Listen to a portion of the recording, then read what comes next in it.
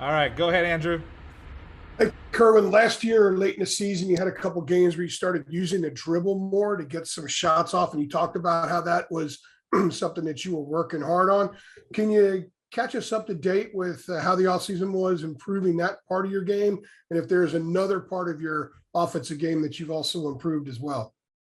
It's been going really yeah, that's been going really well for me. Because I know how they're going to defend me this year. They're going to play me tight, so I'm going to have to switch it up a little bit and be able to play off the dribble and off the catch. So it's kind of just been in development for me, and I've been working extremely hard on it with me and my coach, and I got a lot better with it. So I feel real comfortable with it.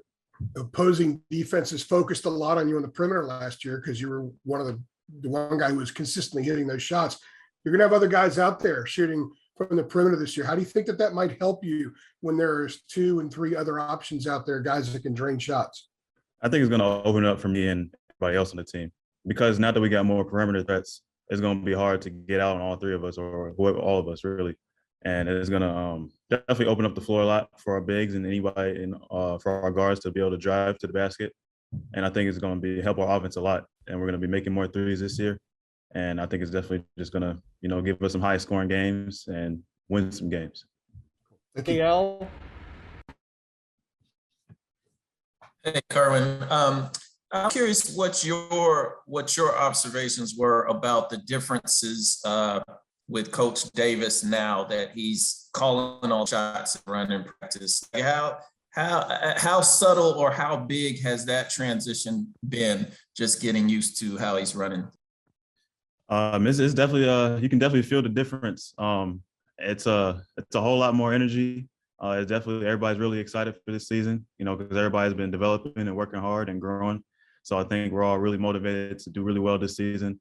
And I think Coach Davis has done a really great job of motivating us and having us work hard and working with us to get better every single day. So I think it's going to be a lot of positive energy with us on and off the court. And I think we're going to have a great year. What have you seen in Caleb in terms of, I don't know if his comfort level is the right way to describe it, but just him taking another step forward as a leader on the team? He's going to be great. Definitely going to be great this season because I know he's been working really hard. I've seen him before and after pickups and like practices. He's been coming up in the mornings, make sure he's trying to get better and get shots up. And he's really been improving a lot this year. And I think he's going to be 10 times better than he was last year because just the amount of work he's put in and the amount how focused he is. I think he's going to be great. Brendan Marks. Hey, Kerwin. Yeah, I wanted to follow up on CL's last question there about Caleb. In addition to putting in more work like that, have you seen like a mentality change from him and how he approaches, maybe his position on the team or anything else? Can you tell beyond just the physical stuff that he's sort of grown from last season? Yeah, for sure. Because he already knows that, based off of his performance from last year when he was supposed to be, people probably written him off already. People have said this and that, said all these negative things about him. And he's just taking all of that. He's putting that into motivation. He's a lot hungrier than he was last year. Now he got something to prove as an individual and for a team. Because right now he's trying to show that, he's Caleb. He's not nothing else that's worse or whatever people were saying about him. He's going to definitely come different this year. Aaron Beard. Hey, Kerwin, you were talking about what you had worked on inside the arc. I'm curious, when you're already a good outside shooter, how do you work further on the shot? Is it just more reps? Is it trying to take a step back to expand the range even more? How do you go about strengthening something that's already a strength? I mean, for sure, it's always about making sure my form stays tight and everything stays correct. Being able to knock down shots consistently, but also the main thing is being able to make contested shots. Since I'm rarely gonna get an open shot. That was kind of evident from last year. Once I started making shots, teams started getting up on me. So I'm gonna have to be good at making contested shots. I might have to start making shots from farther out as well. So I've been working a whole lot on that.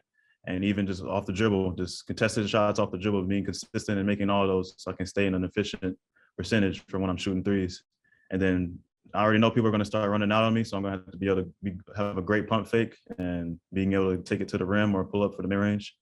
I'm going to have to make sure I do them all at game speed to make sure that I'm ready for the game. Greg Barnes. Hey, Kerwin. Coach Davis has talked a lot about kind of adapting to the NBA game, how the game has changed. Does he talk a lot of analytics with the team? Lately, nah, not really. He's kind of just his biggest thing is that we're gonna be coming real hungry this year. You know, the past 2 years, for Carolina standards, we come up real short. And that's something we got to turn around. That's something we got to change. Right now, we're more focused on being able to make shots, which was something we didn't do last year. We're gonna have to guard 1 through 5, which is something we definitely gonna have to improve on a lot for this year. And that's the thing we're most focused on, just being able to make shots and guard the ball. That's the biggest thing that we focused on right now, and just being able to stay motivated every single day to get better. That's kind of the main goal. Great, thanks. Dina King.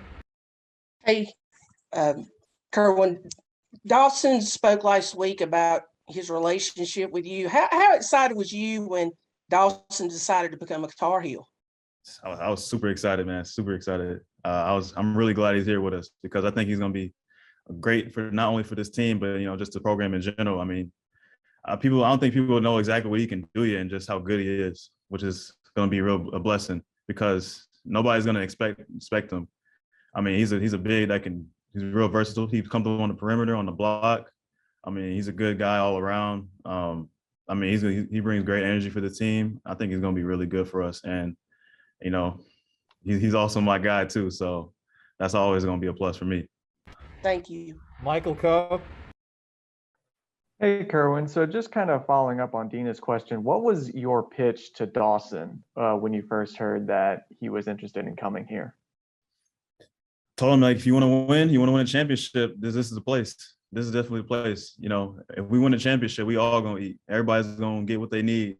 Everybody's going to get what they want. You ain't even got to worry about that. That's definitely going to come. But if you want to win something, you want to be great and get better, this is a place we got to be. Because I know me and him, we've done a lot of things when we played back in high school in AAU.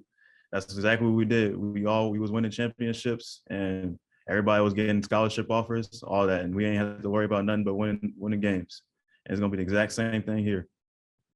Thanks. Isaac.